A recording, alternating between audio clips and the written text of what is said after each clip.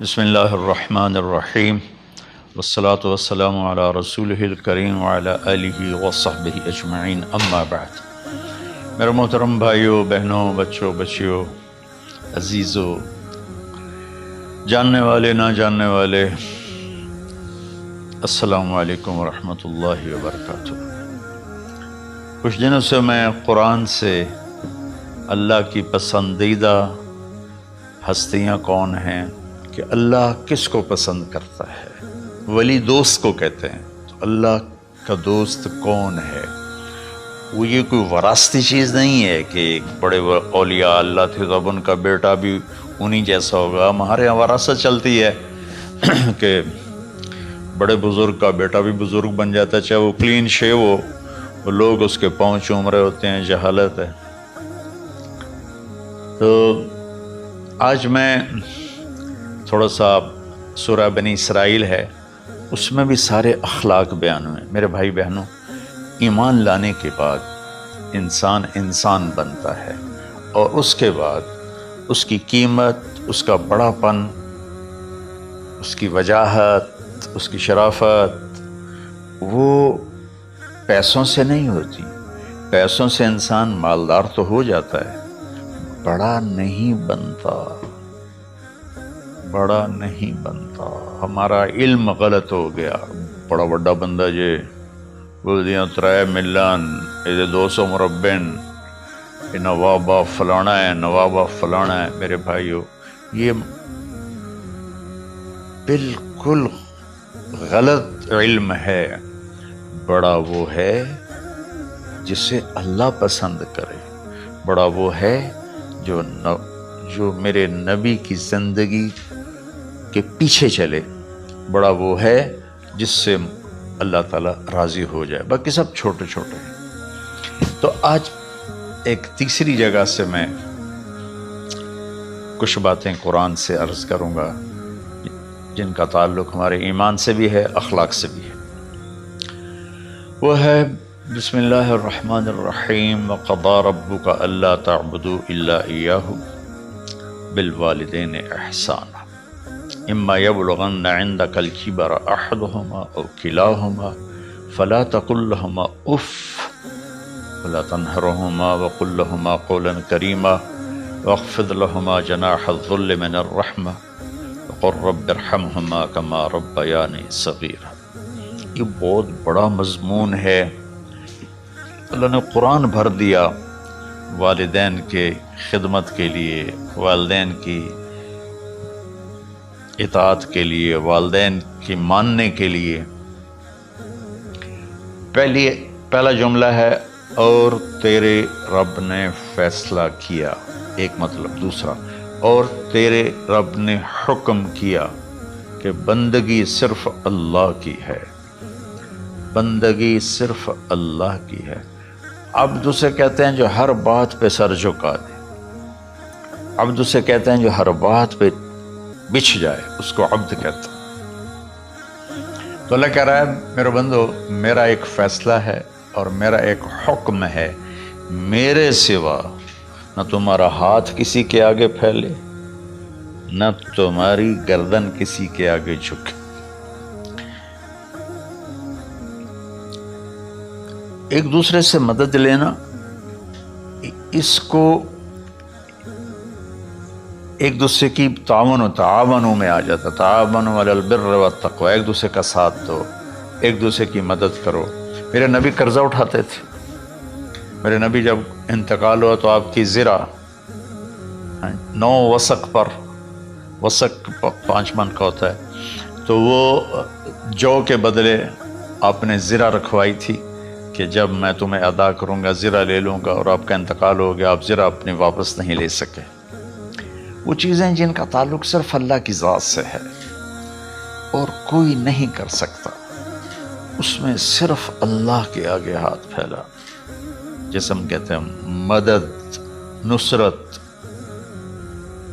اللہ کہتا میں ہوں، الا ان نصر اللہ قریب، سنو میری مدد تمہارے قریب ہے۔ تو اللہ تعبدوا الا ایاہ، بس ایک چھوٹا سا جملہ اللہ نے یہاں کیا، چونکہ یہاں اللہ نے والدین اور اخلاق بتانے تھے تو اپنے لیے صرف ایک جملہ بولا، باقی باتیں بھی اللہ کے لیے ہیں،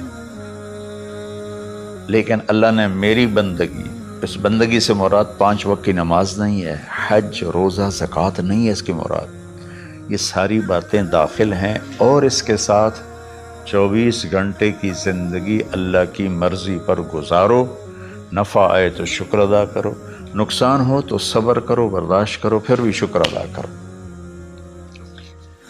کہ میرا رب یہ کہہ رہا ہے کہ میں نے صرف اللہ سے تعلق جوڑنا ہے۔ اللہ کے نبی نے اپنے چچا زاد بھائی عبداللہ بن عباس سے فرمایا کہ یا غلام، اے نوجوان، اوصی کا بکلمات فاحفظہ، میں تمہیں چند باتوں کی وصیت کرتا ہوں، کیا؟ احفظ اللہ، احفظ اللہ یحفظک اللہ، یحفظک اللہ، اللہ کے اوامر کی حفاظت کر، اللہ تیری حفاظت کرے گا۔ احفظ اللہ تجدہ تجاہک، تو اللہ کے اوامر، اسلام، حلال حرام کی پہچان کر کے زندگی گزار تو اللہ کو ہر وقت تو اپنی مدد کے لیے تیار پائے گا۔ اور لمبی حدیث ہے، بنا عشاء کی نماز کا وقت ہو رہا ہے، اس میں وہ جملہ جو اس میرے مضمون سے متعلق ہے، وَإِذَا سَأَلْتَ فَاسْأَلِ اللَّهِ، جب بھی مانگو اللہ سے مانگو، جب بھی مانگو اللہ سے مانگو، اللہ کے سوا کوئی دینے والا نہیں ہے، صرف اللہ ہے دینے کے لیے۔ وَإِذَا اسْتَعَنْتَ فَاسْتَعِنْ بِاللَّهِ، اور جب مدد کے لیے ہاتھ اٹھاؤ تو صرف اللہ کو پکارو، جب ضرورت حاجت کے لیے، مدد کے لیے ہاتھ اٹھاؤ تو اپنے اللہ کو پکارو۔ تو یہ حدیث کی بات بھی ہے اور یہ قرآن کی بات بھی ہے۔ اس کے بعد آگے اللہ کہتا ہے وَبِالْوَالِدَيْنِ إِحْسَانًا، اور اپنے والدین کے ساتھ احسان کرو۔ احسان کا کیا مطلب ہے؟ اللہ آگے اسی کی تشریح کر رہا ہے۔ ویسے احسان کا مطلب عربی میں ہوتا ہے، یہ جو ہمارا اردو کا احسان ہے، میں تیرے تو احسان کیتا تو ہوں میں نالے کی کر رہے ہیں، یہ بھی مطلب ہے، لیکن احسان کا اصل مطلب ہوتا ہے، احسان حسن سے ہے، حسن، حسن سے الف، 2 الف ملے اور احسان بن گیا۔ احسان کا مطلب ہوتا ہے کسی بھی کام کو جو دنیا کا ہے، دین کا ہے، اسے انتہائی خوبصورت طریقے سے کرنا۔ جیسے کسی دلہن کا میک اپ ہوتا ہے نا، تو 5-6 گھنٹے 4 گھنٹے کے بعد وہ کہتی ہے، جو ہوتی ہے اس کا میک اپ کرنے والی، کہ جی بس یہ مکمل ہو گیا ہے اور اب اس سے آگے نہیں ہے۔ تو آخری انتہا، اچھائی کی آخری انتہا پر پہنچ کے کام کرنے کو احسان کہتے ہیں۔ تو میرا اللہ کہہ رہا ہے میرے بندو، اپنے والدین کے ساتھ وہ کرو کہ جو بھلائی کی، خدمت کی، ماننے کی آخری حد ہے۔ سبحان اللہ۔ وبالوالدین احسان، بالوالدین پہلے ہے، احسان بعد میں ہے۔ اللہ تعالیٰ نے باقی سب کو پیچھے کر کے فرمایا کہ دیکھو خاص طور پہ ماں باپ کے ساتھ وہ رویہ کرو کہ ان کے دل سے دعائیں نکلیں۔ چند دن پہلے ایک والد یوں ہاتھ اٹھا کے کہہ رہا تھا اپنے بیٹے، اکلوتا بیٹا، میں منگنا اللہ کھولو، اللہ تینوں چاہ لگے۔ باپ بیٹے کے لیے یہ دعا مانگ رہا تھا اور بیٹا اکیلا ہے، یہ بد دعا باپ کر رہا تھا۔ تو بھائیو، ایسی اولاد نہ بنو جس ماں نے پیٹ میں 9 مہینے اٹھایا، پھر جننے کی تکلیف برداشت کی۔ ایک شخص آیا حضرت عبید بن عمیر کے پاس کہ حضرت میں نے ماں کو اپنے کندھے پہ بٹھا کے پیدل حج کرایا ہے، مینا لے گیا، عرفات لے گیا، مزدلفہ، پھر مینا، پھر مکہ، تو کیا میں نے ماں کا حق ادا کر دیا؟ میں نے فرمایا ولا طلقۃ واحدہ، بیٹا ابھی ایک طلقہ کا حق بھی ادا نہیں ہو۔ طلقہ کسے کہتے ہیں؟ جب بچہ پیدا ہونے کا وقت آتا ہے تو ماں کو دردوں کی لہریں اٹھتی ہیں، وہ اتنی خوفناک ہوتی ہیں کہ ماں چیخ چیخ کے رہ جاتی ہے، اور بعض اوقات ڈیلیوری لیٹ ہو جاتی ہے تو وہ تڑپتی ہے، روتی ہے۔ وہ جو لہریں ہیں نا پیٹ میں آتی ہیں جاتی ہیں، آتی ہیں جاتی ہیں، ایک لہر جو درد کی اٹھتی ہے اس کو کہتے ہیں طلقہ۔ میں قربان جاؤں، انہوں نے فرمایا بیٹا ابھی تیری ماں نے جو تجھے جنا تھا اس وقت جو تجھے درد، وہ تیری ماں نے درد کی لہریں برداشت کی تھیں، اس میں سے ایک لہر کا بھی حق ادا نہیں ہوا، یعنی کہ حق ادا ہو ہی نہیں سکتا۔ یہ مطلب کہ حق ادا ہو ہی نہیں سکتا کہ بیٹا ابھی ایک کا بھی نہیں۔ پھر حضرت عبداللہ بن عمر سے ایک شخص نے پوچھا کہ اچھا یہ جو آدمی تھا یہ خراسان، یہ ایران میں ہے اور افغانستان میں، یہاں سے ماں کو پیدل کندھے پہ بٹھا کے مکے پہنچا تھا، اندازہ لگا اس نے کتنی مشقت اٹھائی۔ اور عبید اللہ بن عمیر کہتے ہیں بیٹا ابھی ایک لہر کا حق ادا نہیں ہوا۔ یہی سوال حضرت عبداللہ بن عمر سے کیا ایک شخص نے کہ حضرت میں نے اپنی ماں کو حج کرایا ہے، سارا میں نے پیدل کرایا ہے اور کندھے پہ اٹھا کے کرایا ہے، تو کیا میں نے ماں کا حق ادا کر دیا؟ وَلَا زَفْرَةً وَاحِدًا وَلَا زَفْرَةً وَاحِدًا۔ کہ بیٹا تیری ماں نے تجھے پالتے ہوئے جو تھک تھک کے لمبے لمبے سانس لیے، ہوکے بھرے، ابھی ایک ہوکے کا حق بھی ادا نہیں ہوا، یعنی حق ادا ہو ہی نہیں سکتا۔ تو احسان کے آگے تشریح آ رہی ہے۔ تو آج میں صرف اتنی بات کروں گا کہ میرے بھائیوں، میری بہنوں، میرے بچوں، میری بچیوں، اللہ کے واسطے ماں باپ کو دکھ نہ دینا ورنہ اللہ بھی ناراض ہو جائے گا۔ چند دن پہلے ایک بچہ بچی میرے پاس آئے، دونوں میڈیکل سٹوڈنٹ تھے، کہ ہم شادی کرنا چاہتے ہیں۔ تو بچی نے کہا جی میرے والدین ناراض ہیں، وہ نہیں، اس رشتے پر راضی نہیں ہیں۔ تو میرے باپ کہتے ہیں اگر تو نے یہاں رشتہ کیا تو تیری میری ایک درمیان خط آئے، کھچ جائے گا خلیج، ہم اس پار نہیں آئیں گے تو اس پار نہیں آئے گی۔ میں نے کہا بیٹی جس ماں نے تجھے 9 مہینے پیٹ میں پالا، 2 سال تجھے دودھ پلایا، تیری پوٹیاں پیشاب صاف کیا، تجھے پیمپر باندھے، تجھے اٹھ اٹھ کے راتوں کو اپنی چھاتی سے دودھ پلایا، کیا اب اس کا اتنا بھی حق نہیں کہ تم اس کی رائے کا احترام کرو؟ اتنا بھی حق نہیں ہے؟ تو میں نے کہا بیٹا میری کوئی رائے نہیں ہے، تو اگر تیرے ماں باپ راضی ہیں تو بسم اللہ ضرور کر، اگر راضی نہیں ہیں تو دیکھو موت تک تجھے ماں باپ کی دعا نہیں ملے گی، اور ماں باپ کی دعا نہ ملی تو کچھ بھی نہیں ملے گا۔ تو بھائیو دوستو، خاص طور پر آج کے کالج کے نوجوان بچے بچیاں یہ ماں باپ کے ساتھ بہت بدتمیزی کرتے ہیں، چونکہ اس میں والدین کا پہلا قصور ہے کہ انہوں نے ان کو دین نہیں سکھایا۔ بچپن میں انگلش میڈیم سکول، پھر او لیول، پھر اے لیول، تو انہیں کیا پتہ ماں کون ہے باپ کون ہے۔ ایک پرانی بات ہے، ایک شخص اپنے بیٹے کو لے کر آیا کہ یہ میرا بچہ ہے اور یہ فلاں جگہ شادی کرنا چاہتا ہے اور ہم میں سے کسی کی رائے نہیں ہے اور یہ مانتا نہیں ہے، اور اس کے ساتھ اس نے دھاڑے مار کے رونا شروع کیا۔ تو میں نے بچے کو دیکھا تو یوں کر کے بیٹھا تھا، اس کا باپ رو رہا ہے، ہچکیوں تو ایسے بیٹھا ہوا۔ تو مجھے اچانک خیال آیا، میں نے کہا شیخ صاحب اس کو کہاں پڑھایا تھا؟ کہا جی امریکن سکول۔ اس کے بعد آسٹریلیا بھیجا تھا مزید تعلیم کے لیے۔ کہ شیخ صاحب اس بچے کا کوئی قصور نہیں، آپ کا قصور ہے، اس کو تو پتہ ہی نہیں میری ماں کیا ہے میرا باپ کیا ہے۔ ایک ہماری تہذیب تھی وہ ختم ہو گئی ہے، اس میں علم نہیں بھی تھا تو ماں باپ کا۔ میں نے اپنی آنکھوں سے دیکھا، میں نے اپنے دادا کو دیکھا لیکن مجھے یاد نہیں، لیکن جو میرے دادا کے چھوٹے بھائی تھے ان کو میں سنبھلتا ہوں، ان کو میں نے دیکھا ہے، 3ری 4تھی جماعت تک میں تھا۔ 61 میں ان کا انتقال ہوا، میری 9 سال عمر تھی، تو 8 سال۔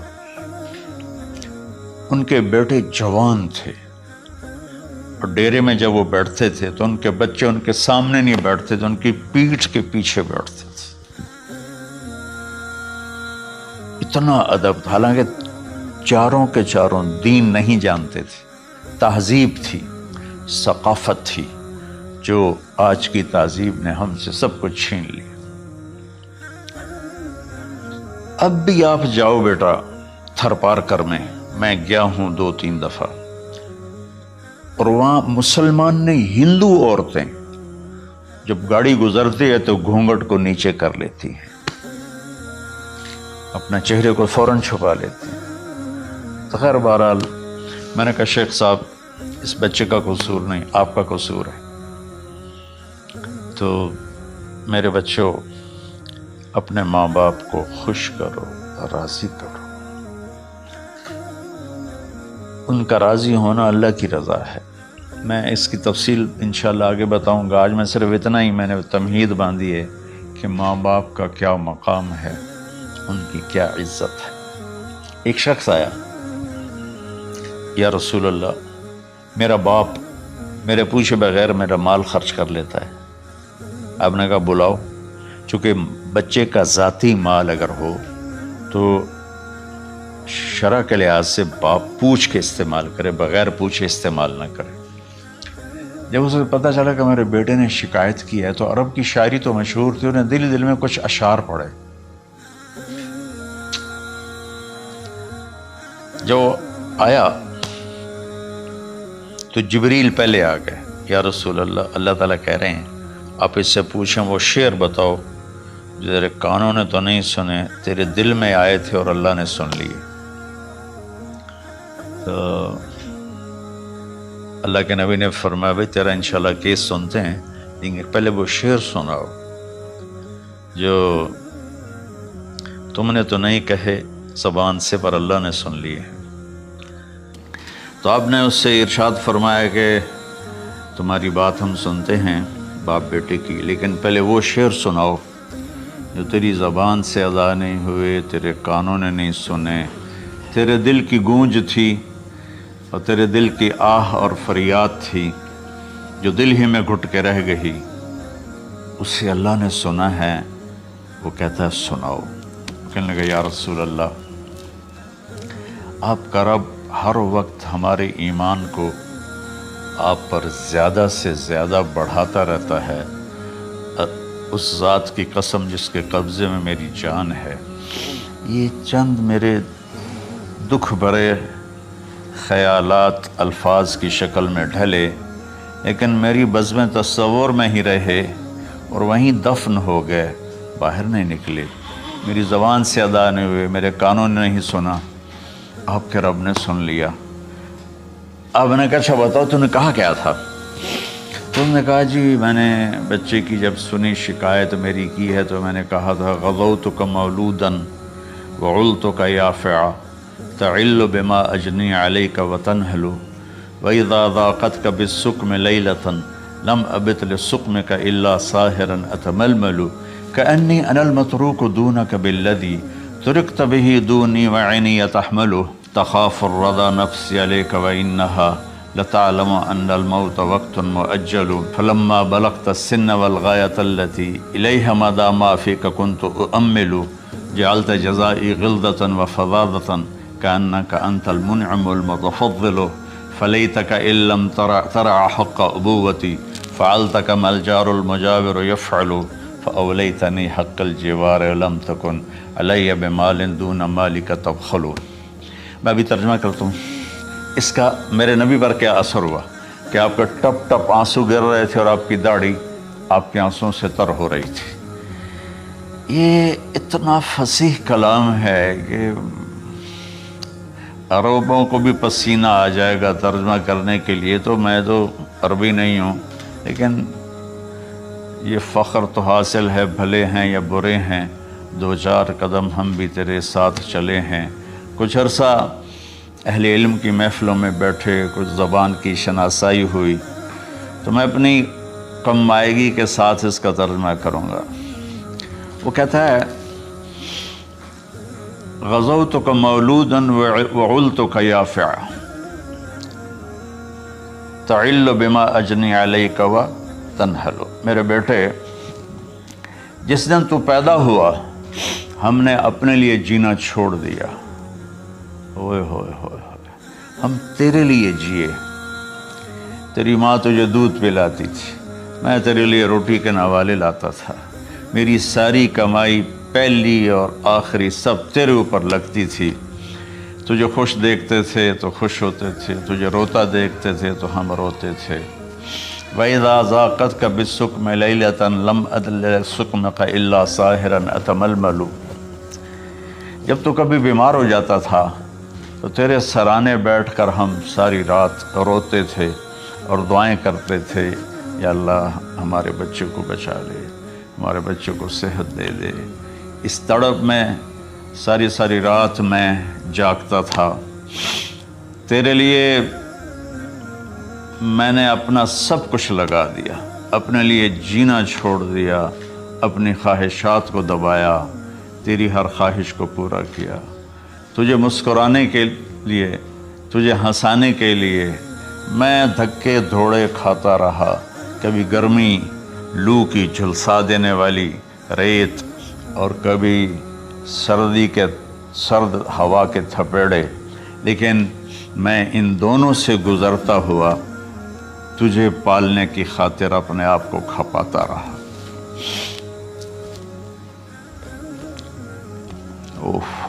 فلما بلغت السن والغایۃ التی الیہ مدی ما فیک کنت اؤمل، بیٹا میں نے اپنے ہڈیوں کا رس بھی تیرے اندر ڈال دیا، صرف کمائی نہیں، میں نے اپنے ہڈیوں کا رس تیرے اندر ڈالا، میں نے جو کچھ تھا تیرے اوپر قربان کیا۔ تجھے مسکراتا دیکھ کر میں اپنے غم بھولتا تھا، تجھے ہنستا دیکھ کر مجھے دکھ بھول جاتے تھے، اور پھر آہستہ آہستہ آہستہ میری ہڈیوں کا گودا، میری کمائی تیرے اندر گئی، اور تو ایک خوبصورت درخت کی طرح بڑھتا چلا گیا، بڑھتا چلا گیا، بڑھتا چلا گیا، بڑھتا چلا گیا، اور میری بڑھاپے نے کمر جھکا دی اور میں جھکتا چلا گیا، جھکتا چلا گیا۔ میرا خیال تھا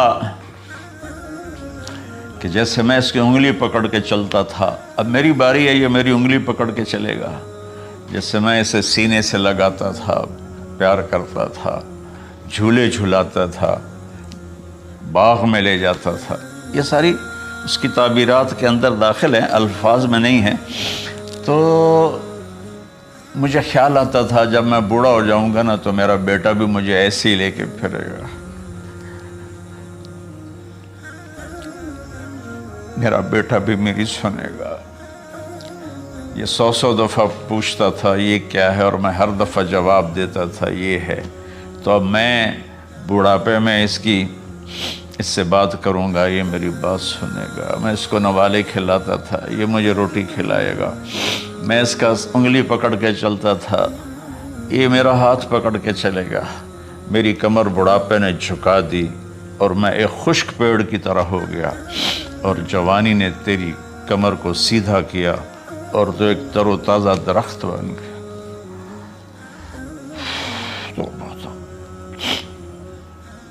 تو مجھے خیال آیا کہ میں نے 20 سال اس بچے کو پالا ہے، ابھی اپنی ماں اور باپ کو دیکھے گا، لیکن ایک دم اچانک کیا ہوا، فلما بلغت السن والغایۃ التی الیہا مدی ما فیک کنت اؤمل، جب تو اس عمر کو پہنچا جس میں ہماری امیدیں تیرے ساتھ لگ گئیں، ہمیں بڑھاپے نے بے آسرا کر دیا اور تیری جوانی نے تجھے ہمت دے دی، تب ہمارا خیال آیا کہ اب یہ ہمارے ساتھ وہی کرے گا جو ہم نے اس کے ساتھ کیا۔ لیکن کیا ہوا، جعلت جزائی غلظۃ وفظاظۃ کأنک انت المنعم المتفضل، تو اتنا بدتمیز ہوا، تیری زبان چھری بن گئی، تیرا رویہ زہر بن گیا، اور میری ساری زندگی کی محنت کا بدلہ تو نے مجھے نافرمانی سے دیا، بد اخلاقی سے دیا، بدتمیزی سے دیا۔ میں حیرت بھری نظروں سے تجھے دیکھتا رہا اور میں اپنی پچھلی 20 سالہ زندگی کو جھٹلاتا رہا کہ میرا خیال میں اس کا نوکر ہوں اور یہ میرا مالک ہے، میں اس کا باپ نہیں، میں اس کا نوکر ہوں۔ کیونکہ ماں باپ کے ساتھ ایسا کوئی نہیں کرتا ہے، یہ میرا مالک ہے اور میں اس کا نوکر ہوں، اس لیے مجھے ڈانٹ رہا ہے۔ کتنے بچوں کو میں نے یہ کہتے سنا اپنے باپ کو، تو میرے واسطے آج تک کیتا کی، تو میرے واسطے آج تک بنایا کی۔ اور جو باپ بے بسی کی تصویر بنا ہوتا تھا وہ شکلیں بھی میرے سامنے ہیں۔ ہمارا دیہاتی ماحول زمیندارہ ماحول ہے، نہیں اب تو شہروں میں بھی یہی حال ہے۔ جس نے وہ لیول اے لیول کیا ہے اسے کیا پتہ ماں کسے کہتے ہیں، باپ کسے کہتے ہیں۔ تو میں نے اپنی آنکھوں سے باپ کی بے بسی اور بیٹے کا غرانہ ایک دفعہ نہیں کتنی دفعہ دیکھا۔ تو میرے واسطے آج تک ہی کیتا ہے، تو میرے واسطے آج تک ہی بنایا ہے۔ وہ کہتا ہے اچھا میرا بچہ جداں جوان ہو سو آپ پہ سمجھ جسو۔ جبریل انسانی شکل میں آئے کہ یا رسول اللہ کچھ سوال کیے، قیامت کب آئے گی؟ کہا اللہ کو پتہ ہے۔ کہا کوئی نشانی؟ فرمایا جب دیکھو کہ بیٹیاں بھی ماؤں کو نوکر کی طرح دھتکار رہے ہوں تو سمجھنا قیامت آنے والی ہے۔ کچھ عرصہ پہلے ایک بچی اور ماں، تو ماں کچھ بات کر رہی تھی اور بیٹی کہہ رہی تھی بھوک نہیں بھوک نہیں، اور اس کی ماں کے خون سے بھرے ہوئے آنسو بہ رہے تھے اور اس کی ہچکیاں لگ رہی تھی کہ یہ وہ ہے جس کو میں نے اپنے پیٹ سے جنا اور اپنی چھاتی کا دودھ پلاتے پلاتے پلاتے میں نے کتنی تکلیفیں برداشت کی، اور آج کر یہ بھوک نہیں۔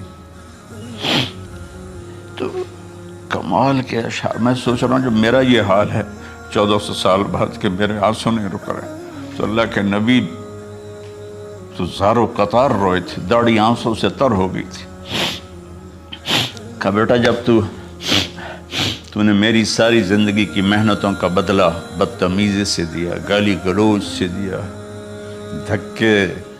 دھکے دے کر باپ کو گھر سے نکال دیتے ہیں، تو بیٹا میں یہ سمجھا کہ تو نے ایک خواب دیکھا تھا، تو نے ایک خواب دیکھا تھا کہ تو باپ ہے اور یہ بیٹا ہے۔ اصل حقیقت یہ ہے کہ یہ مالک ہے اور میں نوکر ہوں۔ پھر آگے کہتا فَلَيْتَكَ إِن لَمْ تَرَ حَقَّ أُبُوَّتِي فَعَلْتَ كَمَا الْجَارُ الْمُجَاوِرُ يُفْعَلُ۔ اچھا چلو بیٹا تو نے مجھے باپ تو نہ سمجھا، چلو ایک پڑوسی سمجھ لو۔ عرب میں پڑوسی کا بہت خیال کیا جاتا تھا، اور یہ عرب کی شان تھی کہ اپنے پڑوسی کو وہ عزت دیتے تھے جو اپنے گھر میں ایک دوسرے کو عزت دیتے تھے۔ تو اس نے پھر اس کی طرف اشارہ کیا کہ اگر میں تیرا باپ نہیں ہوں، تیرے رویوں کو دیکھ کر تو یہی لگتا ہے کہ میں تیرا نوکر ہوں، تو میرا مالک ہے، تو چلو اتنا تو کر دے جتنا ایک پڑوسی کے ساتھ کرتا ہے۔ فَأَوْلَيْتَنِي حَقَّ الْجِوَارِ وَلَمْ تَكُنْ عَلَيَّ مِنْ دُونَ مَالِكَ تَبْخَلُ۔ تو پڑوسی پر تو عرب خرچ کرتے ہیں، تو بھی تھوڑا سا میرے اوپر خرچ کر دیتا ہے اور تو بخیل نہ بنتا، اور میرے خوابوں کو چکنا چور کر دیا، میری امیدوں پر پانی پھیر دیا، میرے بڑھاپے کو ذلت اور رسوائی میں بدل دیا۔ اچھا میرا پتر جا خوش رہو۔ ماں باپ کہاں بد دعائیں کرتے ہیں؟ تو میرے نبی کی آنکھوں سے آنسو، یہ ساری داڑھی تر ہو گئی، تو آپ نے اس کے بچے کو گریبان سے پکڑا اور جھٹکا دے کر دھکا دے کر دفع ہو جا، انت و مالک لابیک، تو اور تیرا سب کچھ تیرے باپ کا ہے۔ حضرت علی رضی اللہ تعالیٰ عنہ سے کسی نے پوچھا کہ آپ کے بیٹے حسن کیسے بیٹے ہیں؟ کہا حسن میرا وہ بیٹا ہے کہ جب میں چلتا ہوں تو میرے آگے نہیں چلتا، میرے پیچھے چلتا ہے۔ جب کہیں بیٹھنے کا موقع آتا ہے تو یہ پہلے نہیں بیٹھتا، پہلے مجھے بٹھاتا ہے، پھر خود بیٹھتا ہے۔ جب کھانے پر بیٹھتے ہیں تو یہ روٹی کی طرف ہاتھ نہیں بڑھاتا جب تک میں نہ بڑھاؤں، یہ سالن کی طرف ہاتھ نہیں بڑھاتا جب تک میں نہ بڑھاؤں۔ میں کمرے میں ہوں تو یہ چھت پہ نہیں چڑھتا کہ میرے باپ کی بے ادبی ہو جائے گی۔ میں حالانکہ چھت پہ چڑھنا ضرورت کے لیے ہوتا ہے، لیکن قربان جائیں اہل بیت کے ایسے ہی اخلاق ہوتے ہیں، آل رسول ایسے ہی ہوتے ہیں۔ میرے عزیزوں نوجوانوں سے کہہ رہا ہوں جن کے والدین زندہ ہیں، ہم تو محروم ہو گئے، وہ قبروں میں چلے گئے، لیکن میں اتنا مصروف رہتا ہوں۔ اب یہ کرونا کی وجہ سے گھر میں بیٹھے ہوئے ہیں، یعنی میری زندگی ایسے پہیے کی طرح گھومی ہے، اور پھر دل کی تکلیف، پھر اس کے ساتھ سر کا درد شدید۔ اس کے باوجود میں روزانہ 10 نفل اپنے باپ کے لیے پڑھتا ہوں، 10 نفل اپنی ماں کے لیے پڑھتا ہوں، اور 4 نفل اپنی خالہ کے لیے پڑھتا ہوں، کہ ساری زندگی سجدوں میں سر رکھ کے اس کا ثواب ماں باپ کو پہنچاؤں، تو ماں باپ کا حق ادا نہیں ہو سکتا۔